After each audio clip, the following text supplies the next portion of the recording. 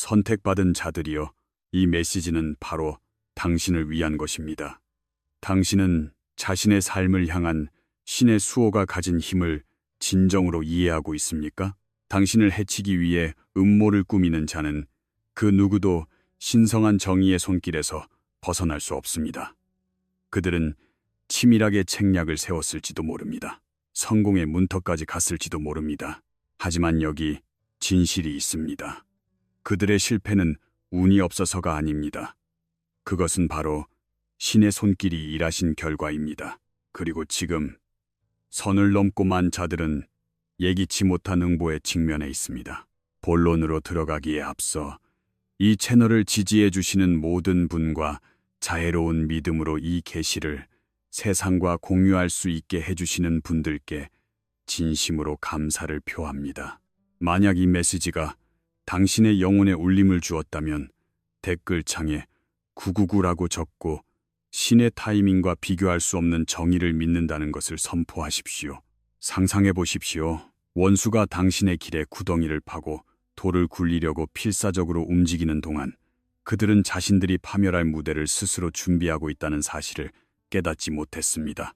잠언 26장 27절이 일깨워주듯 함정을 파는 자는 그것에 빠질 것이요 돌을 굴리는 자는 도리어 그것에 치이리라고 하였습니다. 그들이 설치한 덫이 도저히 피할 수 없는 힘으로 자신에게 되돌아온다면 어떻게 되겠습니까? 신이 그들의 공격을 막으실 뿐만 아니라 그 음모를 이용해 그들의 정체를 폭로하신다면 말입니다.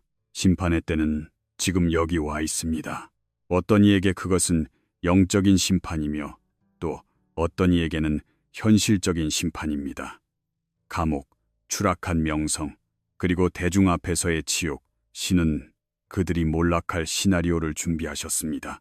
무엇보다 놀라운 것은 당신이 손가락 하나 까딱할 필요가 없었다는 점입니다. 하늘이 어떻게 이토록 신속하고 깊게 정의를 집행하여 원수들을 떨게 만드는지 그 진실을 파헤칠 준비가 되셨습니까? 이 부정할 수 없는 진실 속으로 깊이 들어가 보겠습니다. 선택받은 자들이여, 그들은 감옥으로 향하고 있습니다. 그들은 당신의 생명을 빼앗으려 했으나 실패했고 이제 신께서 그들의 생사를 주관하고 계십니다. 첫 번째, 힘의 오판입니다. 당신은 주변 상황이 자신에게 불리하다고 느낀 적이 없습니까? 영향력이나 자원, 권력을 가진 사람들이 당신의 실패를 바라며 집요하게 움직이고 있다고 느낀 적은 없습니까? 그럼에도 불구하고 당신은 지금 굳건히 서 있습니다. 당신을 짓누르려는 온갖 책략 속에서도 당신은 보호받고 있습니다. 왜 그런지 생각해 본 적이 있습니까? 그것은 운이 아닙니다. 우연도 아닙니다. 당신이 선택받은 자이기 때문입니다. 선택받은 자라는 것은 단순한 칭호가 아닙니다. 그것은 보이지 않는 방패가 따르는 신성한 소명입니다. 어둠의 세력조차 그 앞에서는 벌벌 떨 정도의 강력한 보호입니다. 하지만 여기에 함정이 있습니다. 당신의 원수들에게는 그것이 보이지 않습니다. 그들은 당신을 보고 연약하며 쉽게 파괴할 수 있는 존재라고 착각합니다. 왜냐하면 그들은 돈, 인맥, 물리적인 힘이라는 세상의 기준으로 강함을 측정하기 때문입니다. 그들은 하나의 중요한 진실을 잊고 있습니다. 신이 정하신 것을 뒤엎을 수 있는 인간은 아무도 없다는 사실입니다. 출애굽기의 파라오를 떠올려 보십시오. 그는 자신의 왕국과 군대가 이스라엘 백성을 해방하라는 신의 명령에 거역하기에 충분하다고 믿었습니다. 그러나 무슨 일이 일어났습니까? 이집트를 덮친 재앙은 단순한 형벌이 아니었습니다. 그것은 신의 능력이 지고지순하다는 선언이었습니다. 파라오는 모세와 싸우고 있다고 생각했지만 실제로는 만물의 창조주이신 신과 싸우고 있었던 것입니다. 출애굽기 9장 16절에는 내가 너를 세웠음은 나의 능력을 내게 보이고 내 이름이 온 천하에 전파되게 하려 하였음이니라고 기록되어 있습니다. 이제 당신 자신의 삶을 돌아보십시오. 당신을 과소평가한 사람들을 얼마나 많이 마주해 왔습니까? 그들은 얼마나 자주 자신들의 영향력과 조작을 동원해 당신을 탈선시키려 했습니까? 그럼에도 그들의 계획은 수포로 돌아갔습니다. 왜냐하면 당신의 싸움은 세상의 무기로 싸우는 것이 아니기 때문입니다. 고린도 후서 10장 4절은 우리의 싸우는 무기는 육신에 속한 것이 아니요 오직 어떤 견고한 진도 무너뜨리는 하나님의 능력이라고 말합니다. 당신이 복수하지 않고 공격 앞에서 평온함을 유지할 때 원수들은 어떻게 느낄까요?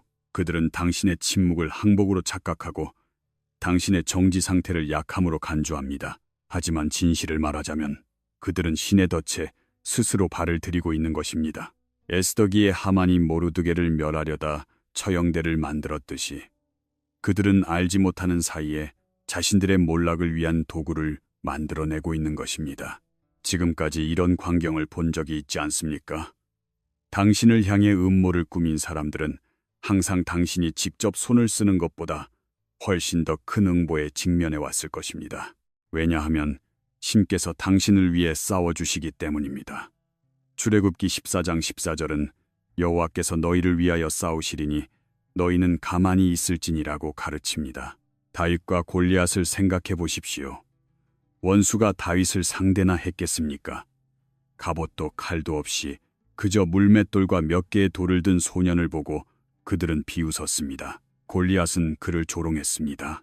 하지만 다윗은 무엇이라 말했습니까? 사무엘상 17장 45절에는 너는 칼과 창과 단창으로 내게 나아오거니와 나는 만군의 여호와의 이름으로 내게 나아가노라고 되어 있습니다.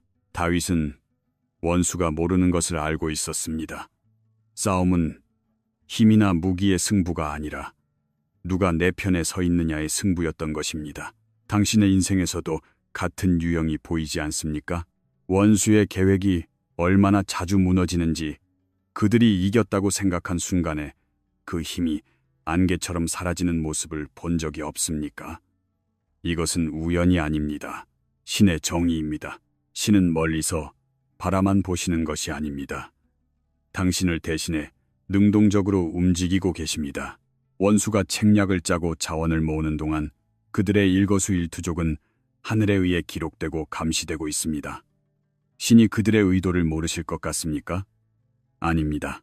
신은 그들이 스스로 행한 행동의 결과로 걸어 들어가는 것을 허용하고 계실 뿐입니다.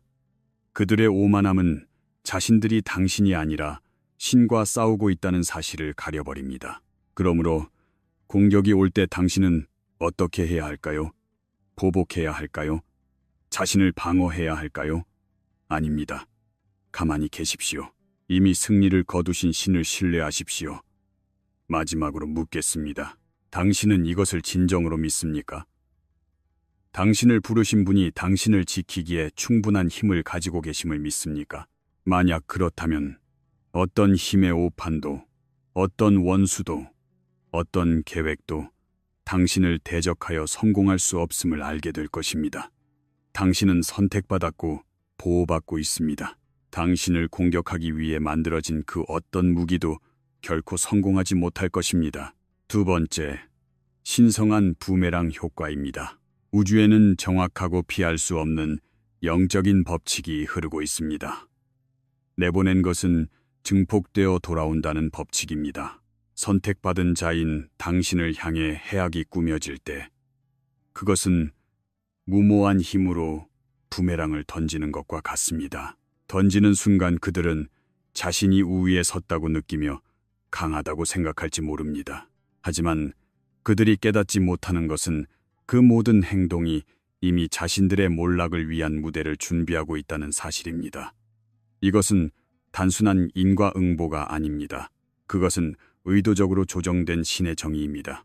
왜 당신을 향한 어떤 책략들이 당신이 아무것도 하지 않아도 스스로 붕괴되는지 궁금한 적이 없었습니까? 창세기의 요셉 이야기는 이 진실을 멋지게 보여줍니다.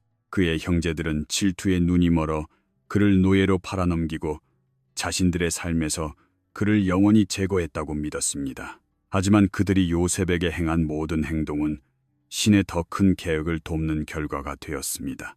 요셉의 고난은 그의 승진으로 이어졌고 결국 그를 판 형제들이 그의 앞에 엎드려야만 했습니다. 창세기 50장 20절에는 당신들은 나를 해하려 하였으나 하나님은 그것을 선으로 바꾸사 오늘과 같이 많은 백성의 생명을 구원하게 하시려 하셨나니 라고 기록되어 있습니다. 신께서 어떻게 당신 인생의 가장 어두운 순간조차 당신의 목적을 위한 디딤돌로 바꾸실 수 있는지 보이십니까? 똑같은 원칙이 당신의 삶에도 적용됩니다. 거짓말을 하고 덫을 놓고 남몰래 책략을 꾸미는 자들은 스스로 빠질 구덩이를 파고 있는 것입니다. 이것은 당신이 복수할 일이 아닙니다. 실제로 선택받은 자는 손가락 하나 움직일 필요가 없습니다. 당신의 침묵은 그 어떤 반론보다 강력한 힘을 가집니다. 왜냐하면 그것이 신의 개입을 허용하기 때문입니다. 출애굽기 14장 14절은 다시 한번 말합니다. 여호와께서 너희를 위하여 싸우시리니 너희는 가만히 있을지니라.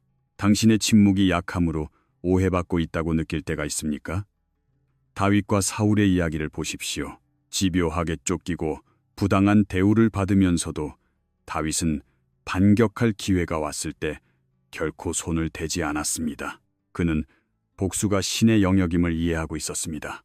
로마서 12장 19절은 내 사랑하는 자들아 너희가 친히 원수를 갚지 말고 하나님의 진노하심에 맡기라 기록되었으되 원수 갚는 것이 내게 있으니 내가 갚으리라고 주께서 말씀하시니라 고 전합니다.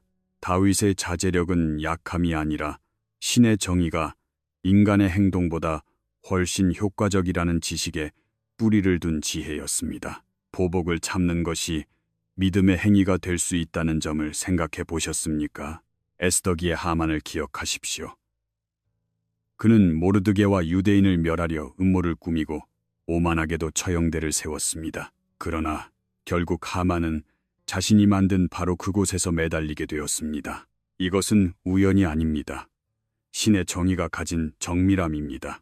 자신에게 가해진 해악이 그것을 꾸민 본인에게 되돌아간 순간을 당신의 삶에서 떠올릴 수 있습니까? 부메랑이 돌아올 때 그것은 의도된 해악만을 가져오는 것이 아닙니다. 그것은 증폭되어 돌아옵니다. 그것은 그들이 가장 취약한 곳을 직격합니다. 그들의 명성, 인간관계, 야망 혹은 자유 그 자체를 말입니다. 그들의 혼란과 절망은 그들이 이해할 수 없는 숭고한 계획의 결과입니다. 당신을 향한 모든 책략이 이미 신의 감시 아래 있다는 사실을 아는 것이 평안을 주지 않습니까? 그들의 계획이 풀려가는 동안 선택받은 자인 당신은 계속해서 상승합니다. 당신을 상처 입히려는 모든 시도는 신이 당신의 삶에 준비하신 목적지로 당신을 밀어줄 뿐입니다. 그들이 강하게 밀어붙일수록 그들 자신의 몰락은 가속화됩니다. 이것이 바로 침묵이 종종 가장 강력한 반응이 되는 이유입니다.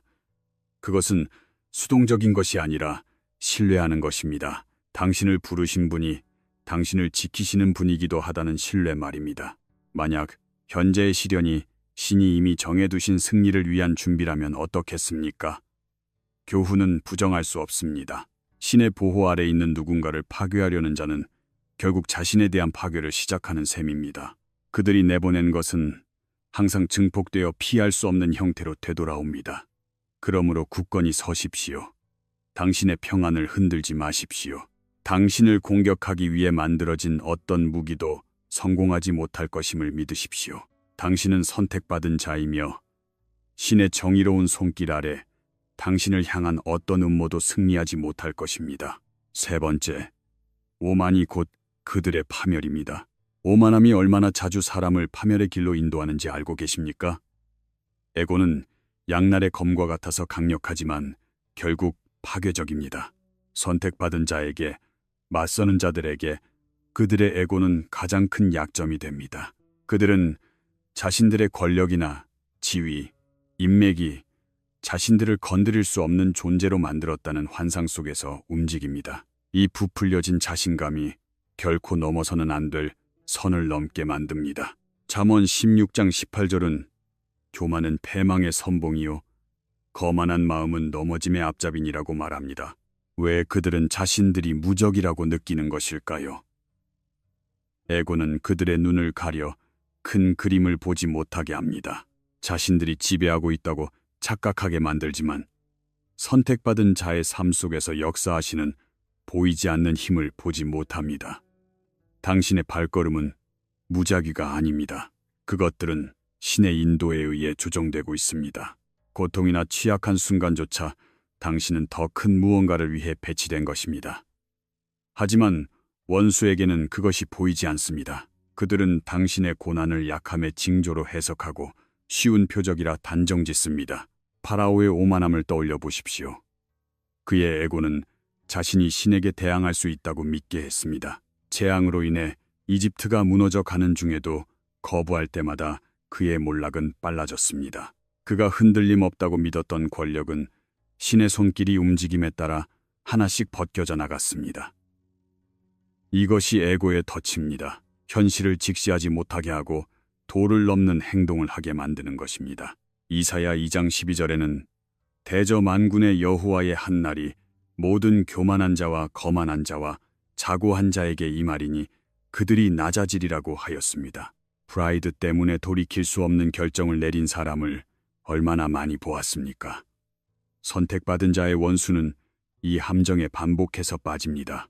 그들의 오만함은 더 격렬하게 공격하고 조작하고 거짓말하며 절제 없이 공격하게 만드는 연료가 됩니다. 그들은 당신의 온유함을 보고 그것을 패배로 착각합니다. 그들은 에고가 자신들을 파멸로 이끌고 있다는 사실을 깨닫지 못합니다. 에고는 결과를 통제할 수 있다고 믿게 하지만 그들은 이미 지고 있는 싸움에 발을 들인 것입니다. 흥미롭게도 당신은 반응할 필요조차 없습니다. 당신의 침묵은 단순한 자제력이 아니라 지혜입니다. 잠언 11장 2절은 교만이 오면 욕도 오거니와 겸손한 자에게는 지혜가 있느니라고 합니다. 신의 정의는 단순히 바로잡는 데 그치지 않고 사람을 겸손하게 만듭니다. 그리고 그것이 움직일 때 원수의 모든 토대를 해체합니다. 시편 147편 6절은 여호와께서 겸손한 자들은 붙드시고 악인들은 땅에 엎드러뜨리시는도다 라고 노래합니다. 그렇다면 그들이 의존했던 힘이 사라졌을 때 무슨 일이 일어날까요? 신뢰했던 동료들이 그들을 버릴 때 정교하게 만들어온 이미지가 스스로의 오만함의 무게로 무너지기 시작할 때 그 아이러니는 부정할 수 없습니다. 그들은 에고가 자신을 강하게 만든다고 믿었지만 실제로는 그것이 자신을 약하게 만들고 있었던 것입니다. 다윗을 압도적인 체구와 힘으로 조롱하며 서 있던 골리앗을 생각해 보십시오. 그의 자신감은 자신의 패배가 이미 결정되었다는 사실에 눈을 멀게 했습니다. 골리앗은 단순한 돌멩이에 쓰러진 것이 아닙니다. 그는 다윗을 통해 역사하시는 신의 능력을 과소평가할 만큼 어리석었던 스스로의 에고에 의해 쓰러진 것입니다. 야고보서 4장 6절은 하나님이 교만한 자를 물리치시고 겸손한 자에게 은혜를 주신다고 밝히고 있습니다. 결국 원수는 부서지고 자신의 힘이라 믿었던 것이 몰락의 가장 큰 원인이었음을 깨닫게 됩니다. 에고는 그들을 무적으로 만든 것이 아니라 무모하게 만들었습니다. 그동안 당신은 선택받은 자로서 그들의 실패한 책략의 잿더미 속에서 일어나 흔들림 없이 계속 걸어갑니다. 시편 112편 6절은 그는 영원히 흔들리지 아니하며 의인은 영원히 기억되리로다 라고 말합니다. 반격할 필요가 없다는 사실이 평안을 주지 않습니까? 그들이 당신을 해치기 위해 의존하는 바로 그것이 그들 자신의 파멸의 씨앗입니다. 오만함이 곧 그들의 몰락이며 신의 정의는 어떤 오만함도 당신의 삶을 향한 소명과 보호를 이길 수 없음을 보장합니다. 네 번째, 신은 그들의 감옥을 무대로 사용하십니다. 악한 자가 감옥에 갈 때 그것은 결코 물리적인 감금만을 의미하지 않습니다. 왜 그들의 몰락이 그토록 공개적이고 부정할 수 없는 것이 되는지 궁금하지 않으셨습니까? 그것은 그 독방이 단순한 결과가 아니라 하나의 무대이기 때문입니다.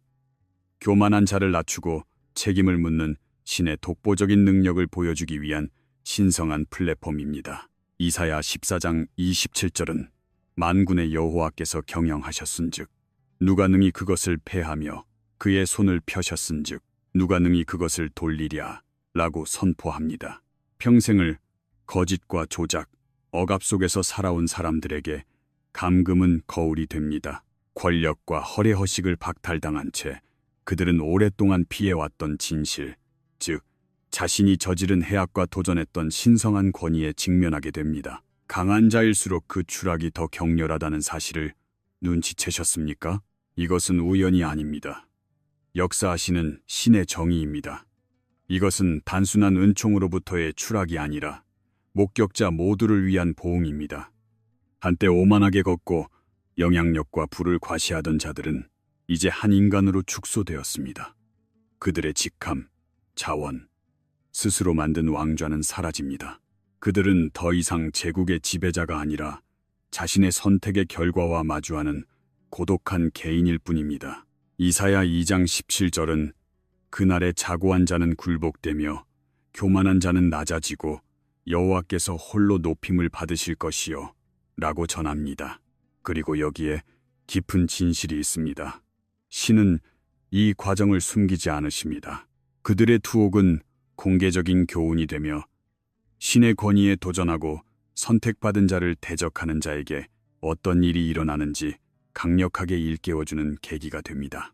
마치 신께서 그들의 몰락을 이용해 메시지를 보내시는 것과 같습니다.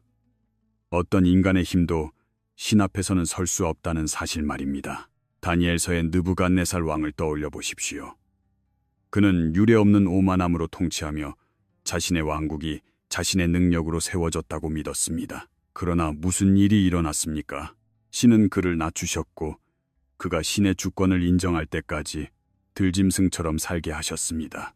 다니엘 4장 32절은 지극히 높으신 이가 사람의 나라를 다스리시며 자기의 뜻대로 그것을 누구에게든지 주시는 줄을 알기까지 이르리라고 기록합니다.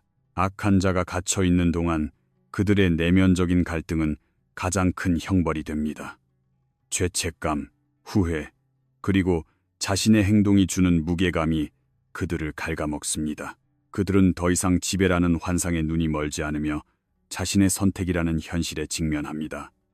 이것이 당신을 대적하는 자들의 삶에 어떻게 울려 퍼지는지 보이십니까? 그들의 몰락은 단순한 물리적인 것이 아닙니다. 그것은 영적이고 감정적이며 깊이 개인적인 것입니다. 그 사이 그들이 파괴하려 했던 선택받은 자는 계속해서 상승합니다. 당신은 신의 보호 아래 온전하며 신의 정의가 실지하고 피할 수 없음을 모든 이에게 증명합니다. 시편 28편 7절은 여호와는 나의 힘과 나의 방패시니 내 마음이 그를 의지하여 도움을 얻었도다 라고 노래합니다.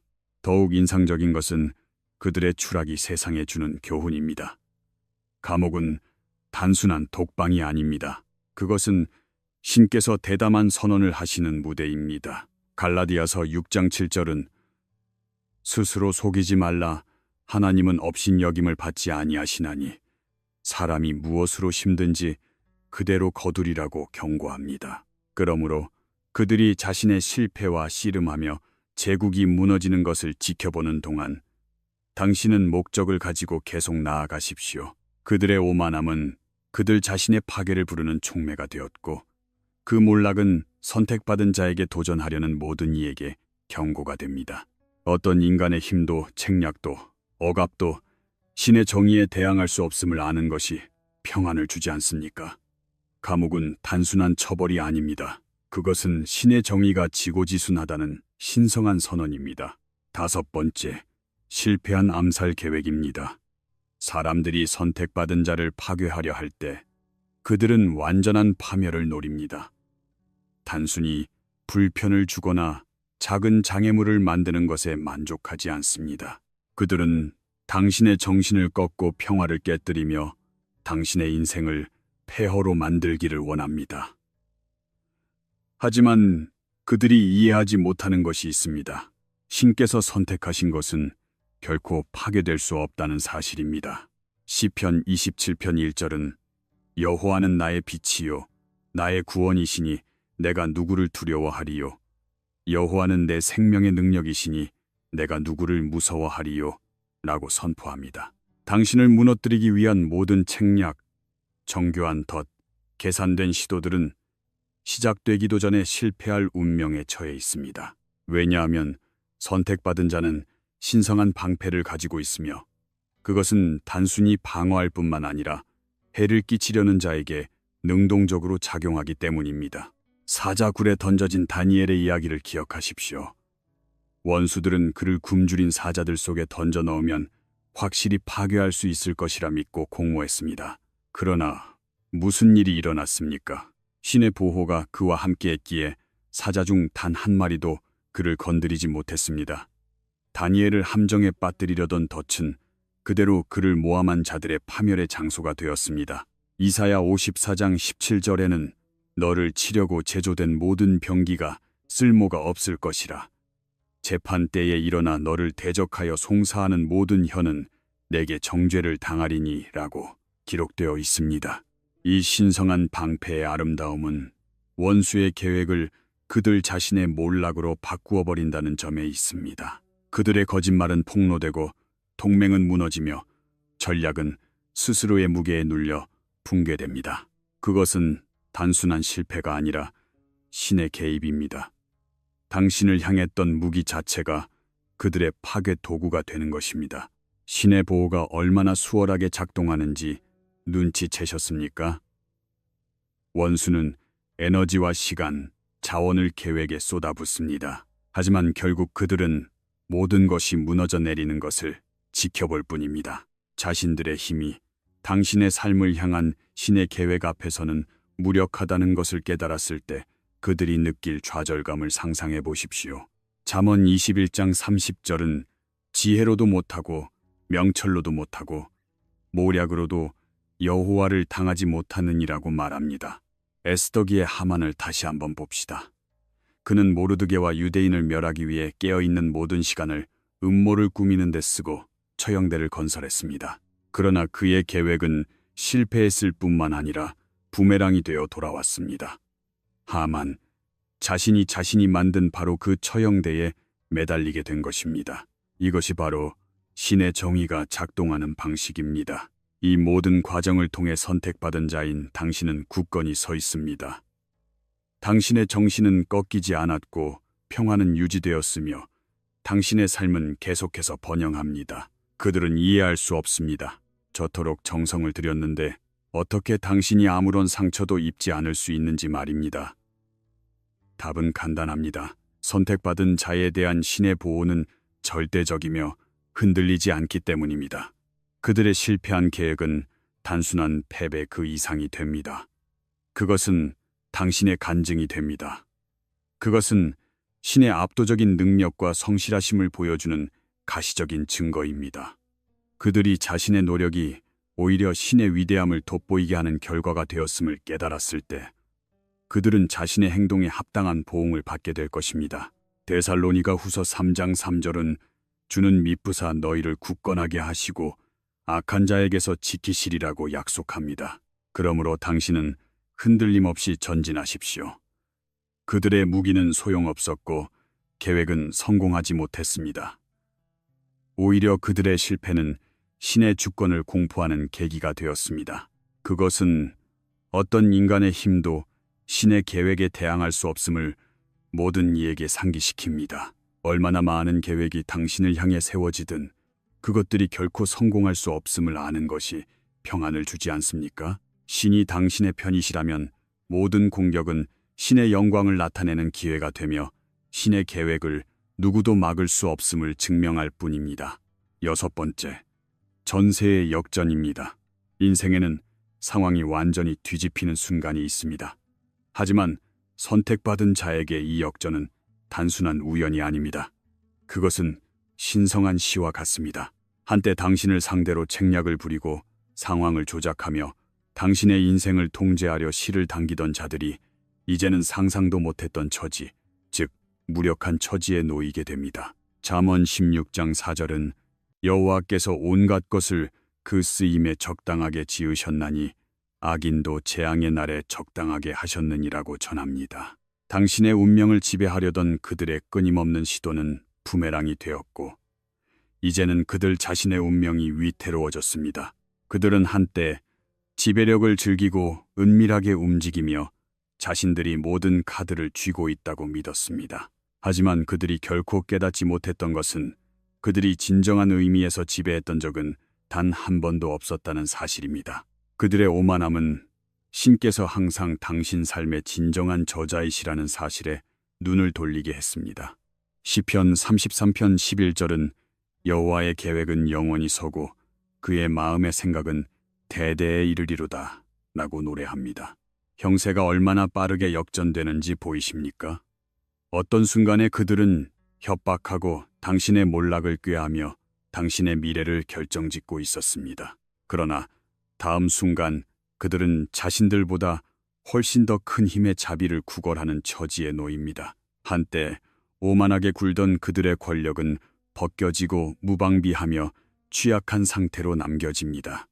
누군가가 신의 보호를 우습게 여기다가 자신의 행동 결과에 직면하는 모습을 당신의 삶에서 본 적이 있지 않습니까?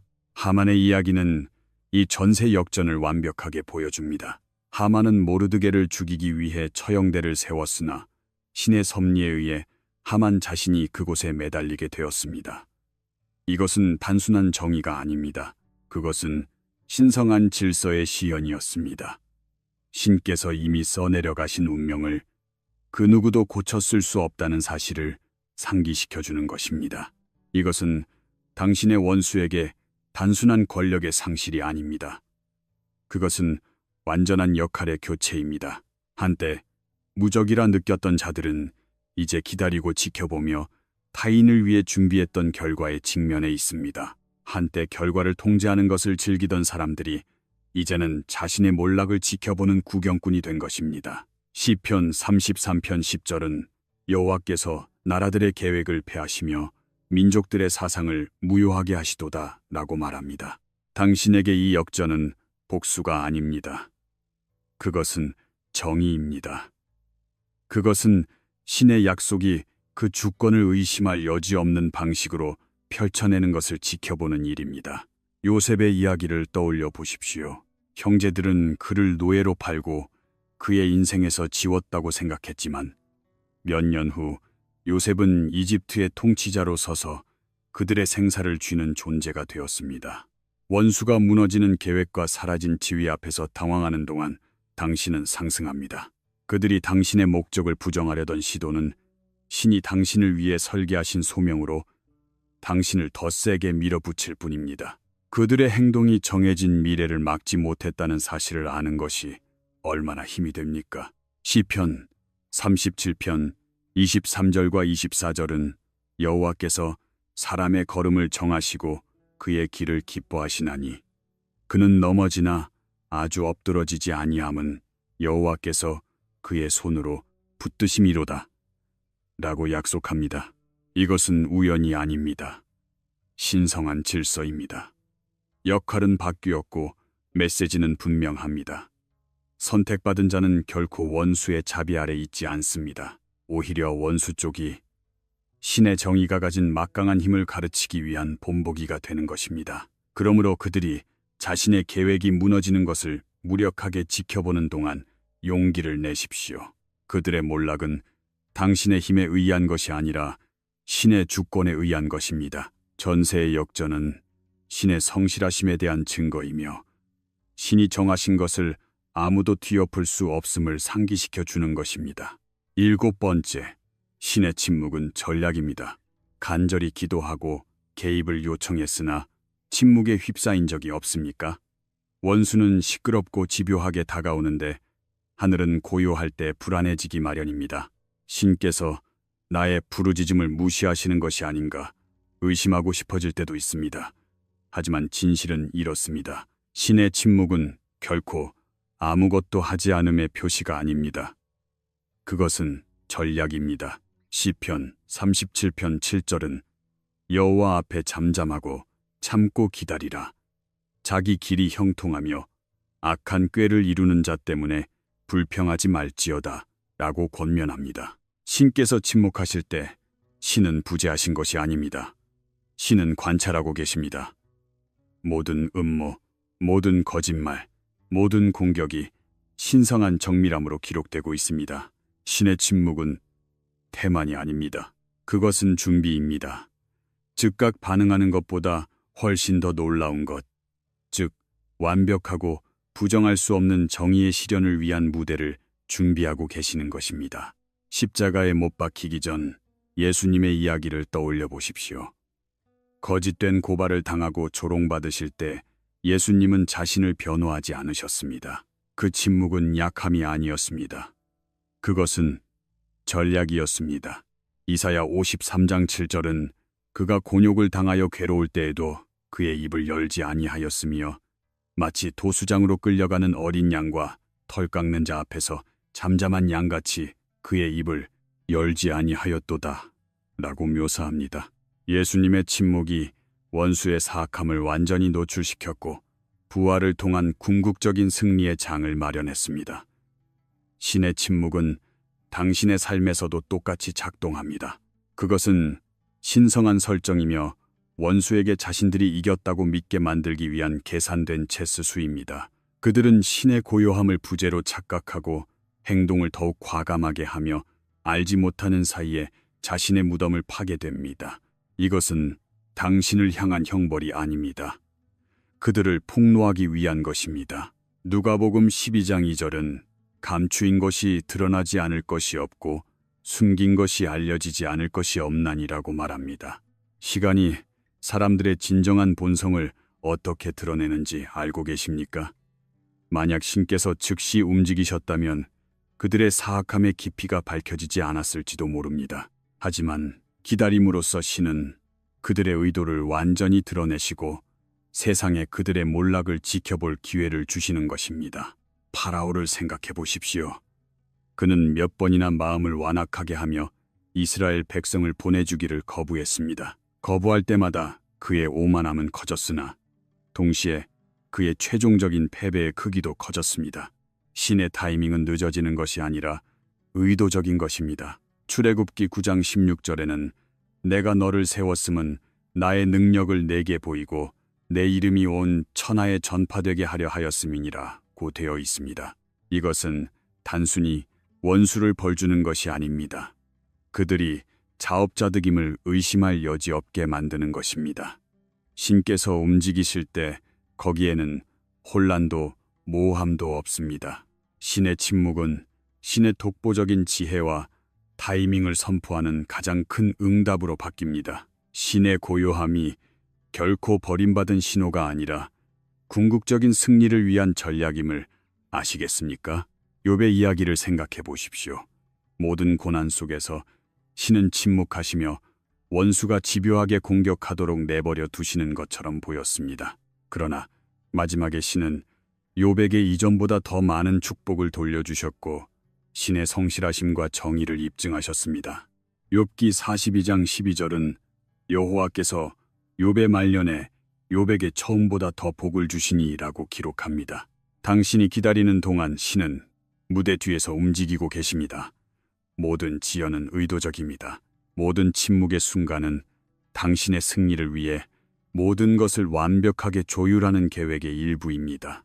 그리고 신께서 마침내 움직이실 때 그것은 신속하고 정확하며 부정할 수 없습니다.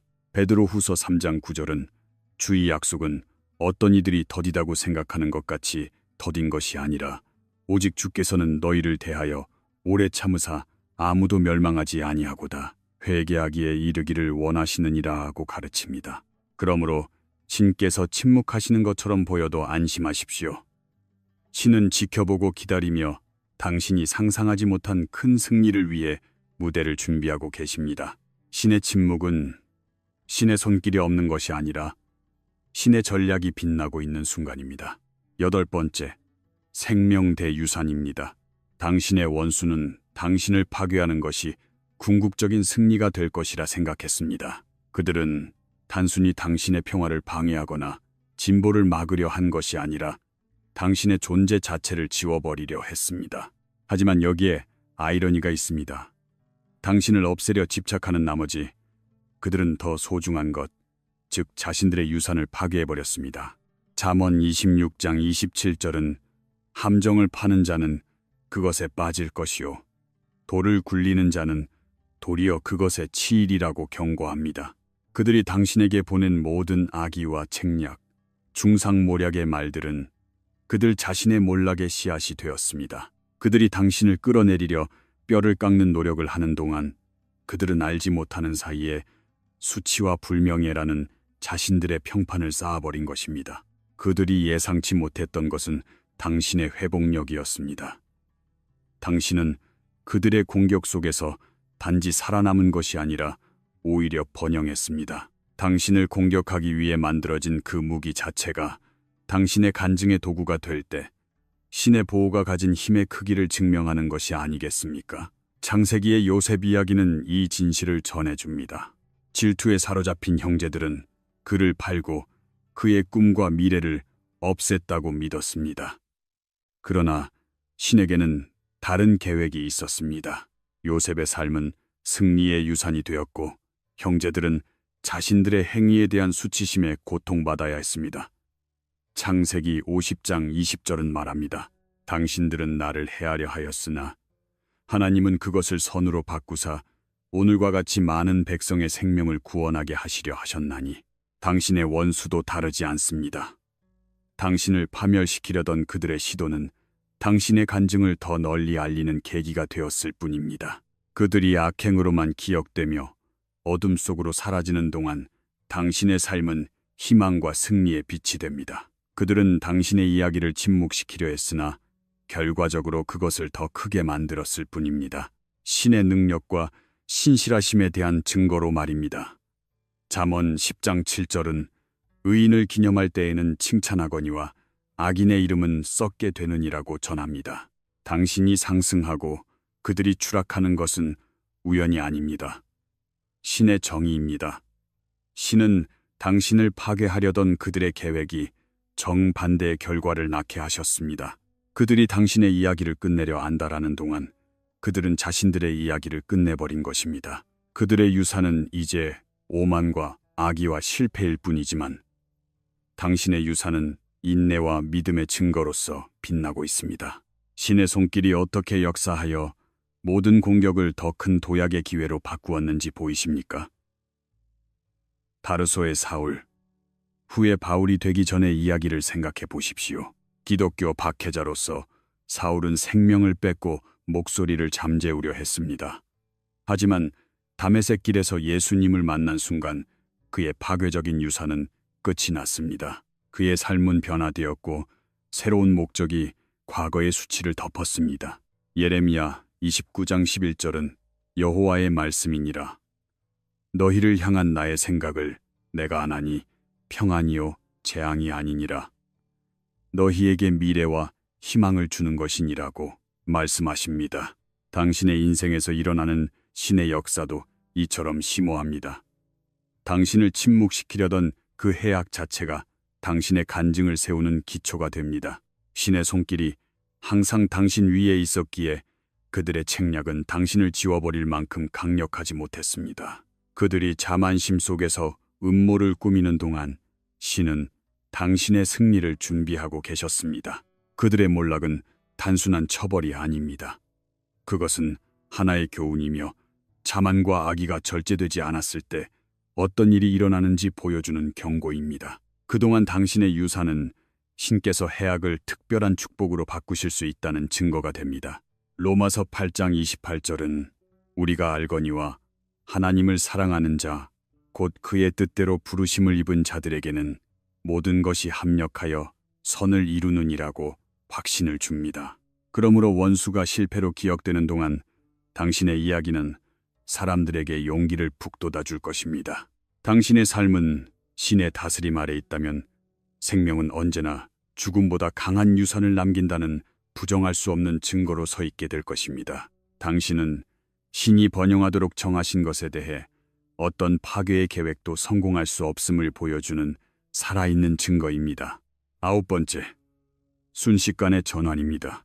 신의 권능에 의해 연출된 것이 의심할 여지 없는 갑작스럽고 심오한 순간을 목격한 적이 있습니까? 신께서 움직이실 때 그것은 서서히 일어나거나 미묘하지 않습니다. 그것은 신속하고 절대적이며 인간의 이해를 뛰어넘습니다. 신은 며칠이나 몇 주, 몇 시간조차 필요로 하지 않으십니다. 단 한순간에 수년에 걸쳐 쌓아 올린 것들을 해체하실 수 있습니다. 이사야 40장 23절은 귀인들을 패하시며 세상의 사사들을 헛되게 하시나니 라고 말합니다. 신의 권위는 비길 데 없으며 그 타이밍은 항상 완벽합니다. 자신의 지위에 안주하며 자신은 누구도 건드릴 수 없다고 믿는 사람을 알고 계십니까? 한때 권력과 영향력을 뽐내며 서 있던 자들이 눈 깜짝할 사이에 끌어내려지기도 합니다. 이 순식간의 전환은 신의 정의가 가진 예측 불가능성을 드러냅니다. 선택받은 자의 원수는 일시적인 성공을 영원한 것으로 착각하고 자신의 지위에 안주하기 쉽습니다. 자신들의 책략이나 조작, 오만함이 결과로부터 자신을 지켜줄 것이라 믿는 것입니다. 그러나 그들이 깨닫지 못하는 것은 신의 침묵이 약함이 아니라 전략이라는 사실입니다. 다니엘서 5장 벨사살 왕을 생각해 보십시오. 그는 오만함의 극치에서 거룩한 성전의 기명들을 잔치에 사용하며 신을 모독했습니다. 하지만 바로 그 순간 신은 심판을 내리셨습니다. 벽에 나타난 수수께끼 같은 글자가 그의 운명을 선포했고 그날 밤 그의 왕국은 빼앗겼습니다. 이 순간은 신의 때가 되었을 때 신의 정의가 얼마나 빠르게 움직이는지를 보여줍니다. 잠언에 나오듯 인간의 자만은 신의 권위 앞에 서 있을 수 없습니다. 누군가의 오만함이 한순간에 몰락으로 이어진 것을 본 적이 있지 않습니까? 이것이 신께서 일하시는 방식입니다. 신이 움직이실 때 붕괴는 갑작스럽고 되돌릴 수 없습니다.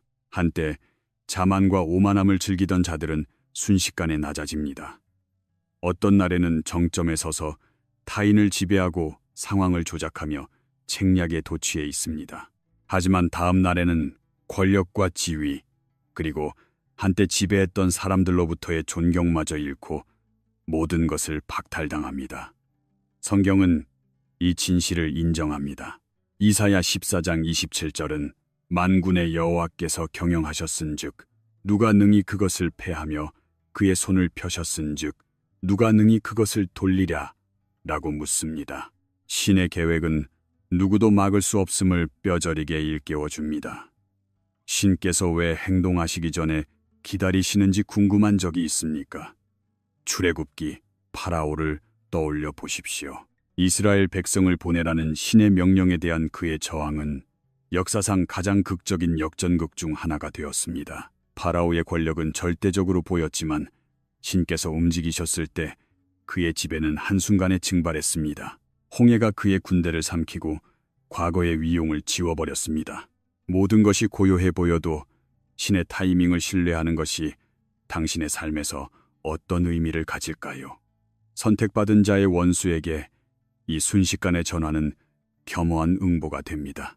그들의 몰락은 신의 독보적인 능력과 타이밍의 증거가 되는 것입니다. 그리고 그들이 의존했던 모든 것이 무너지는 것을 목격하는 동안 선택받은 자는 신성한 보호 속에 굳건히 서 있게 됩니다. 히브리서 12장 26절은 내가 또 한 번 땅만 아니라 하늘도 진동하리라고 말씀하십니다. 신께서 움직이실 때 그 행동은 물리적 영적 영역을 넘어 울려 퍼지며 신의 권위에 의문의 여지를 남기지 않습니다. 선택받은 자에게 이 순식간의 전환은 단순한 승리가 아닙니다. 그것은 간증입니다. 신의 정의가 실제할 뿐만 아니라 누구도 막을 수 없다는 증명입니다. 원수가 넘어질 때 그 몰락은 신의 주권을 만천하에 일깨워주는 계기가 됩니다. 어떤 인간의 계획도 신의 거룩한 뜻을 바꿀 수 없다는 선언입니다. 바울이 로마서 8장 31절에서 말했듯이 만일 하나님이 우리를 위하시면 누가 우리를 대적하리요? 라는 이 질문은 어떤 힘도 당신 삶을 향한 신의 계획을 방해할 수 없음을 강력하게 상기시켜 줍니다. 신의 손길이 아무도 예상치 못한 방식으로 상황을 당신에게 유리하게 바꾸는 것이 보이십니까? 전환이 일어날 때 그것은 부정할 수 없습니다. 그것은 세상을 신의 권능에 대한 경외심으로 채우고 당신을 신의 성실하심에 대한 산 증인으로 세웁니다. 그러므로 용기를 내십시오. 당신의 원수에게 신속한 정의를 가져오시는 바로 그 신께서 당신의 승리를 확고히 해주실 것입니다. 10번째, 영적 면역의 존재입니다. 선택받은 자가 다른 사람이라면 꺾이고 말시련을 어떻게 견뎌내는지 궁금한 적이 없으셨습니까? 원수가 자신만만하게 계획을 세우고 책략을 부리는 동안 선택받은 자는 강인함을 유지하며 목적을 잃지 않고 서 있습니다. 이 회복력은 운이나 단순한 깡이 아닙니다. 그것은 신의 기름 부으심입니다. 데살로니가 후서 3장 3절은 주는 미쁘사 너희를 굳건하게 하시고 악한 자에게서 지키시리라고 약속하십니다. 선택받은 자의 생존은 그들 자신의 힘에 의한 것이 아닙니다. 그들 안에서 역사하시는 능력에 의한 것입니다.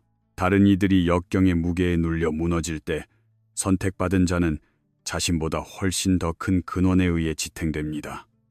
이 영적 면역, 이 신성한 덮개는 원수들을 당황하게 만듭니다.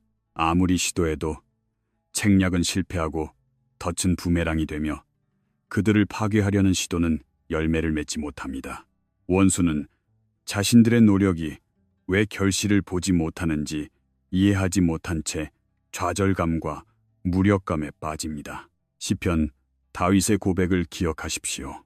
시편 28편 7절은 여호와는 나의 힘과 나의 방패시니 내 마음이 그를 의지하여 도움을 얻었도다. 그러므로 내 마음이 크게 기뻐하며 내 노래로 그를 찬양하리로다 라고 노래합니다. 이것이 선택받은 자의 비밀입니다. 그들의 강함은 자신의 것이 아니라 신으로부터 직접 오는 것입니다. 이 면역력은 선택받은 자가 고통이나 괴로움에서 완전히 면제된다는 뜻이 아닙니다. 그들도 다른 이들과 마찬가지로 어려움과 좌절, 고통스러운 순간을 마주합니다. 하지만 결정적인 차이가 있습니다. 그들은 결코 패배하지 않는다는 점입니다. 그들의 영혼은 온전한 상태로 남습니다. 왜냐하면 신의 보호가 최종적인 승리를 보장하고 있기 때문입니다. 이사야 54장 17절은 너를 치려고 제조된 모든 병기가 쓸모가 없을 것이라고 선언합니다. 노예로 팔리고 무고하게 투옥된 요셉을 생각해 보십시오.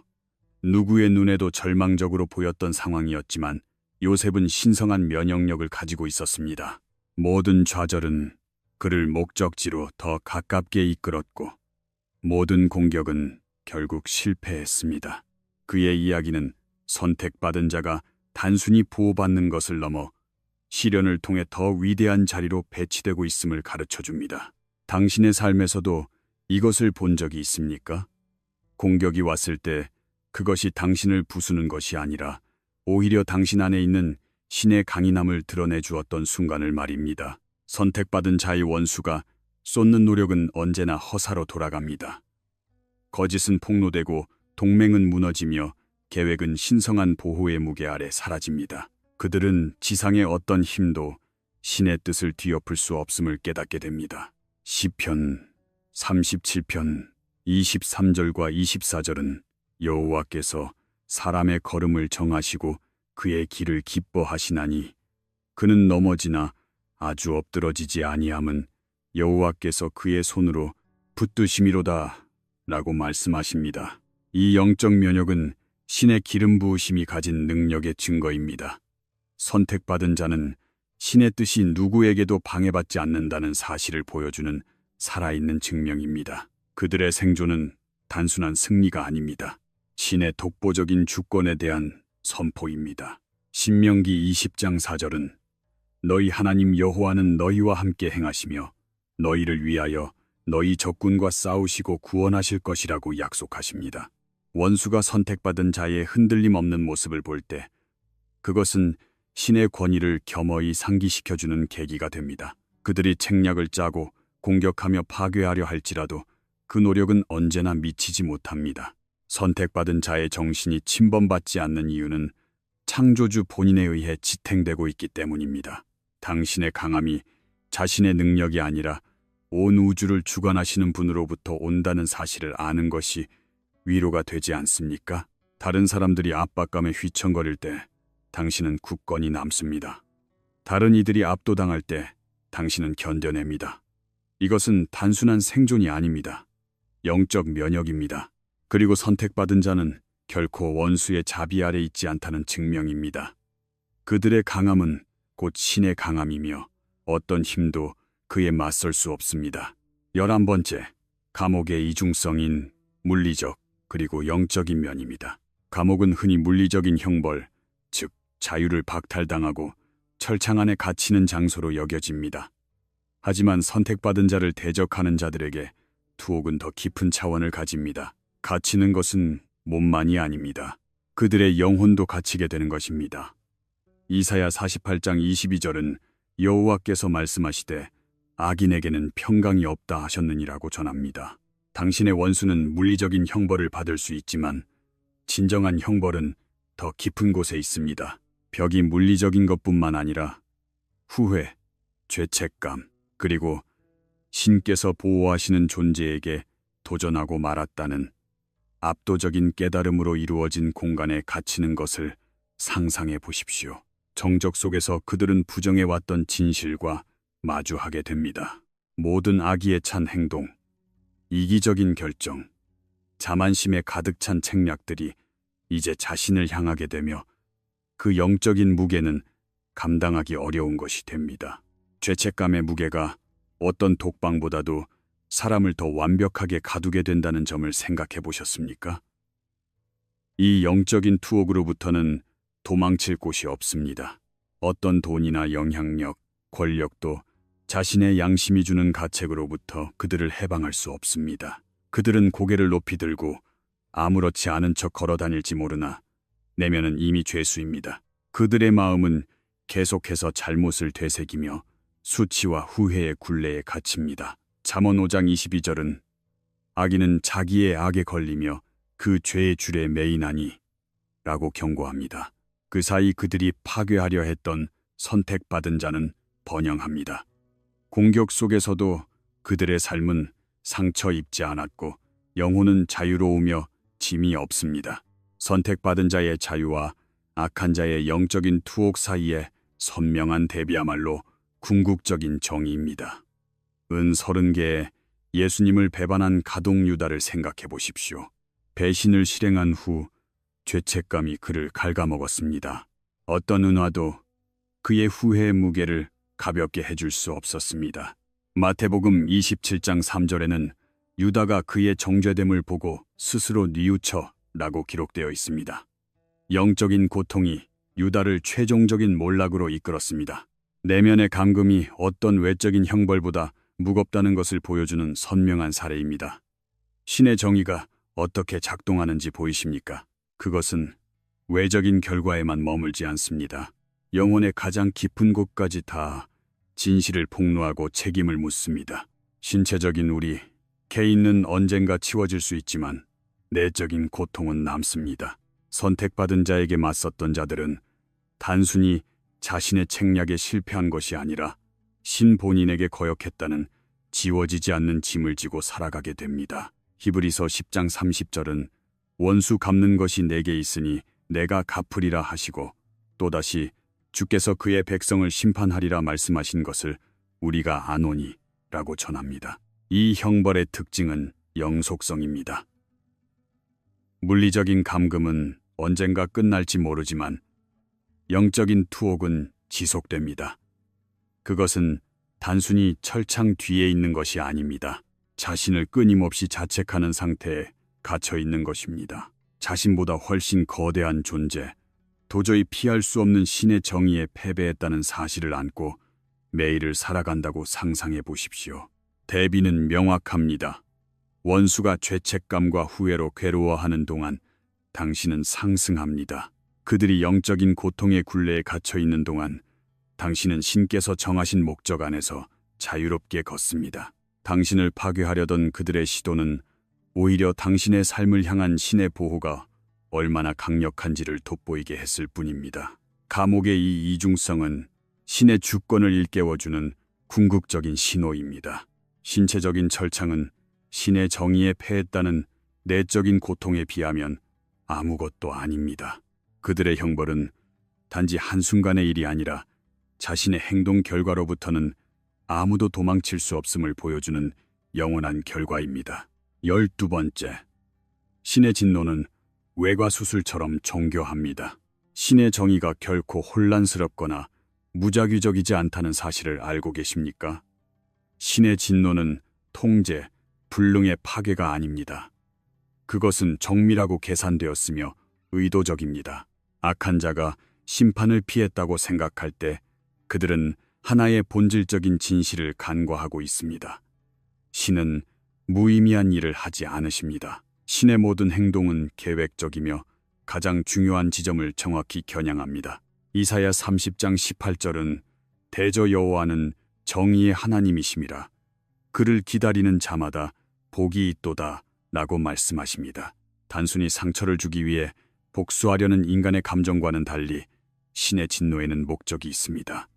그것은 무의미한 벌이 아닙니다. 회복과 책임, 그리고 정의를 위한 것입니다. 신은 단순히 죄의 외적인 결과만을 노리지 않으십니다. 그 뿌리로 가십니다. 선택받은 자를 상대로 책략을 꾸미는 자들에게 신의 행동은 그들의 자만심과 에고의 핵심을 찌르며 그들이 한때 가졌던 지배와 권력의 환상을 폭로합니다.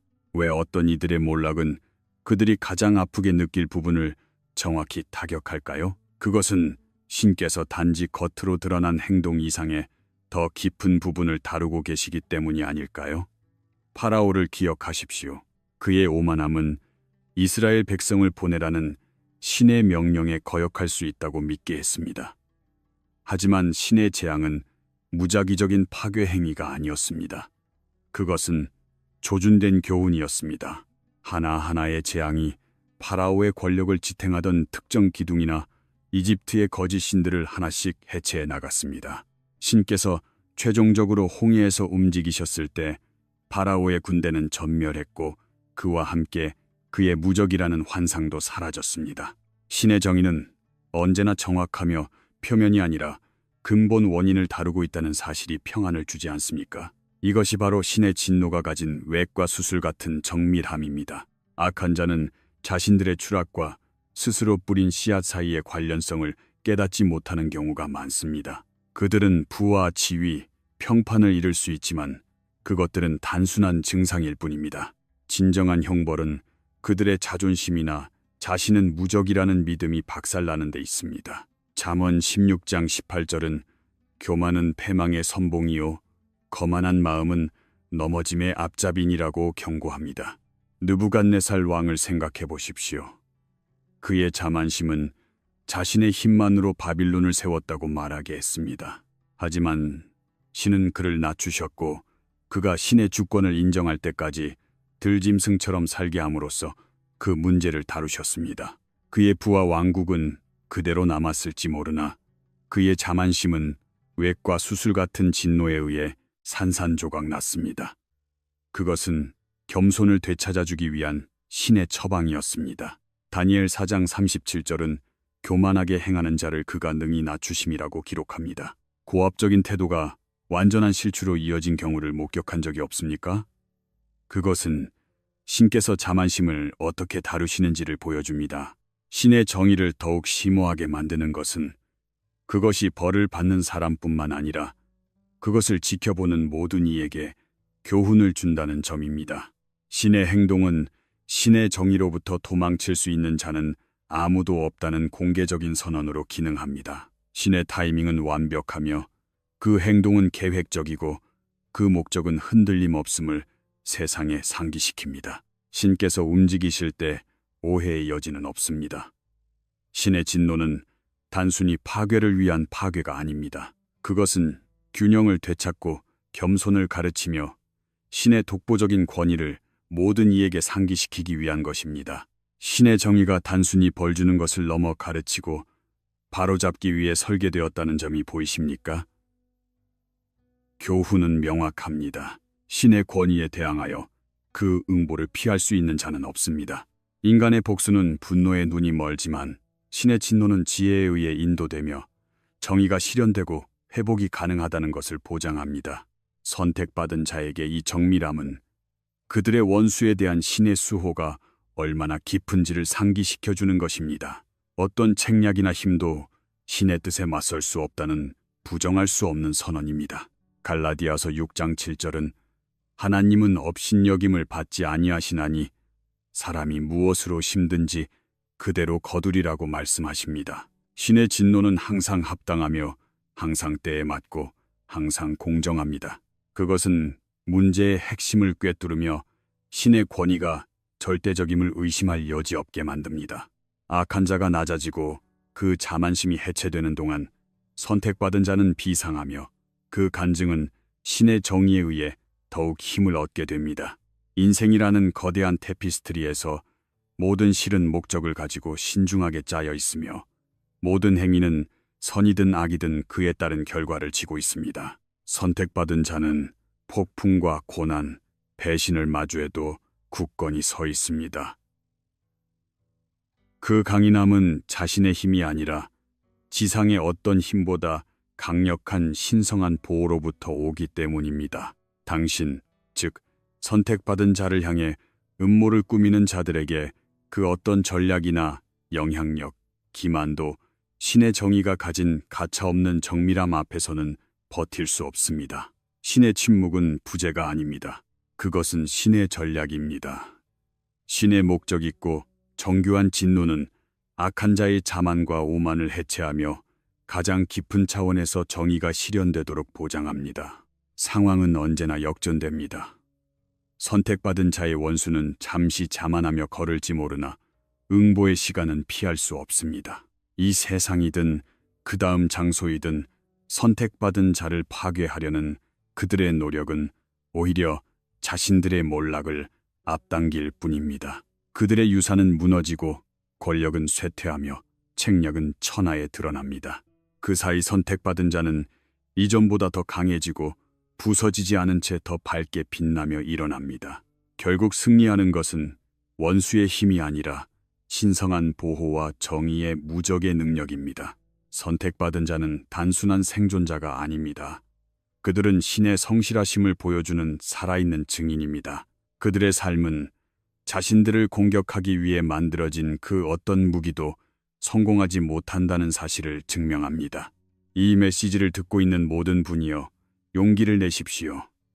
당신은 선택받았고 보호받고 있으며 깊이 사랑받고 있음을 잊지 마십시오. 어떤 책략도 공격도 힘도 신께서 당신의 삶에 두신 목적을 가로막을 수 없습니다. 신의 타이밍을 신뢰하십시오. 신의 강함에 의지하십시오. 그리고 신의 정의는 항상 완벽하며 항상 제때에 이루어진다는 사실을 믿으십시오. 이 깊은 성찰의 여정을 함께 해주셔서 감사합니다. 당신이 자신감을 가지고 걸어가며 당신을 위해 싸우시는 신께서 정의를 이루어 주실 것을 믿으시길 바랍니다. 신의 축복이 당신의 삶에 넘쳐나고 평안과 목적, 그리고 흔들리지 않는 믿음으로 당신을 가득 채워주기를 기원합니다. 강인함을 유지하십시오. 최후의 승리는 언제나 신의 것이며 신과 함께 걷는 당신의 것이기도 하다는 사실을 잊지 마십시오. 만약 이 메시지가 마음에 닿았다면 지지의 표시를 남겨주십시오. 격려가 필요한 이들에게 이 메시지를 공유하여 신의 흔들림 없는 정의라는 진실을 함께 널리 알려나갑시다. 당신의 참여가 다른 이들에게 영감을 주고 이 소중한 대화를 이어가는 힘이 됩니다. 함께 신과 동행하는 선택받은 자는 무적임을 세상에 보여줍시다.